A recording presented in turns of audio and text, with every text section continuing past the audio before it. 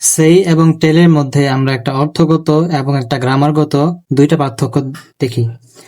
অর্থগত দিক দিয়ে সে মানে হলো হোয়াট সামওয়ান সেড, কে কি বলল, এবং টেল মানে হলো যে কাউকে ইনফরমেশন দেওয়া বা কাউকে কোনো তথ্য দেওয়া।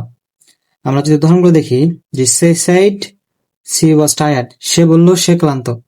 এবং টেলের ক্ষেত্রে হবে যে she told me the story, অর্থাৎ সে আমাকে একটা স্টোরি বলল। অর্থাৎ এইখানে আমি একটা তথ্য পেলাম, কিন্তু এইখানে কে কি বলল সেটা সরাসরি দেখতে পাচ্ছি। 2 নম্বরে হলো গ্রামারগত পার্থক্য। আর গ্রামারগত পার্থক্যটা হলো যে সে কখনো ডিরেক্ট অবজেক্ট গ্রহণ করবে না এবং টেল অলওয়েজ ডিরেক্ট অবজেক্ট গ্রহণ করবে। যদি আমরা উদাহরণ দেখি, যে সি সেড টু মি, অর্থাৎ সেড এখানে টু টু টু গ্রহণ করার পরে মি গ্রহণ করলো, অর্থাৎ সে সেড মি ডিরেক্ট হচ্ছে না, টু দিয়ে আমাদের অবজেক্ট গ্রহণ করতে হবে। কিন্তু টেলের ক্ষেত্রে আমাদের কোনো কিছু অ্যাড করতে হবে না, আমরা সরাসরি অবজেক্ট গ্রহণ করতে পারবো। যেমন she told me, she told me. Tell John, এই যে ডিরেক্ট অবজেক্ট গ্রহণ করছে, কিন্তু এখানে সে ডিরেক্ট অবজেক্ট গ্রহণ করবে না।